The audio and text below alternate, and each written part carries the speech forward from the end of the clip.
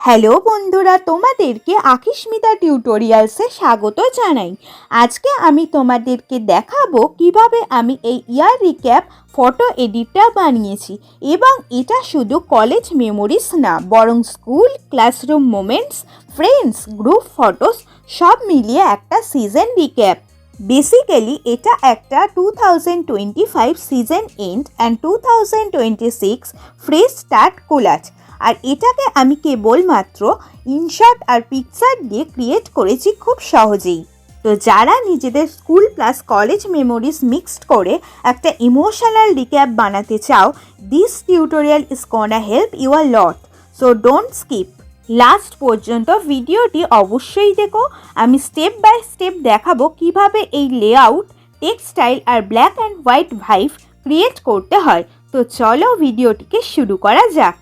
তো এর জন্য ওভারঅল আমাদের 30টি ফটো দিয়ে এরকম একটি কোলাজ তৈরি করতে হবে। তো এই কোলাজটিকে আমরা 4টি পার্টে বানাবো এবং প্রত্যেকটি 1:1 রেশিওতে থাকবে। তাই সবার প্রথমে আমি ইনশার্ট অ্যাপটিকে ওপেন করে কোলাজে গিয়ে গ্রিডে ক্লিক করে দিলাম।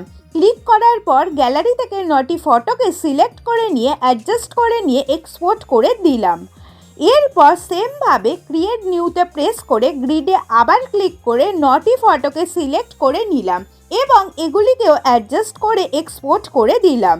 এরপর সেমভাবে ক্রিয়েট নিউতে প্রেস করে গ্রিডে আবার ক্লিক করে 6টি ফটো এবং একটি হোয়াইট ফটোকে 3বার সিলেক্ট করে নিয়ে 3টি হোয়াইট ফটোকে এরকম সাইডে পাঠিয়ে দিলাম এবং এটিকে এক্সপোর্ট করে দিলাম।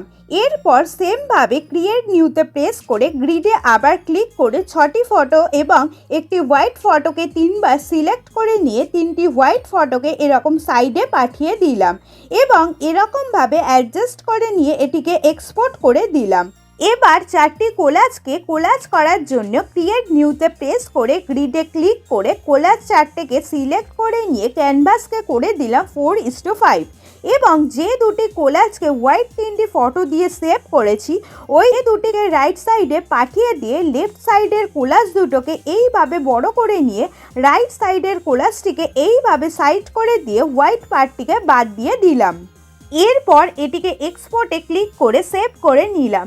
সেভ করার পর পিকচার্ট অ্যাপটিকে ওপেন করে প্লাস আইকনে ক্লিক করে এডিটা ফটোতে প্রেস করে রিসেন্ট সেভ করা কোলাজ ফটোটিকে অ্যাড করে নিলাম। অ্যাড করার পর টুলসে গিয়ে অ্যাডজাস্টে ক্লিক করে স্যাচুরেশনকে করে দিলাম -100, ব্রাইটনেসকে -25, কন্ট্রাস্টকে 25, হাইলাইটসকে 23।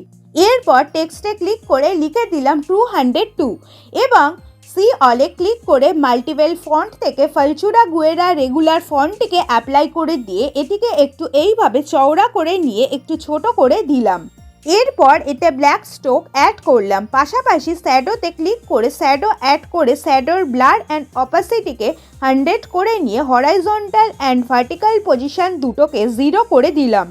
এরপর এখানে গিয়ে টেক্সটটিকে সিলেক্ট করে ডুপ্লিকেট করে নিয়ে টেক্সটে প্রেস করে টেক্সটটিকে চেঞ্জ করে দিলাম 5 এবং সি অলে ক্লিক করে আরেকবার সেম ফন্টকে সিলেক্ট করে দিলাম।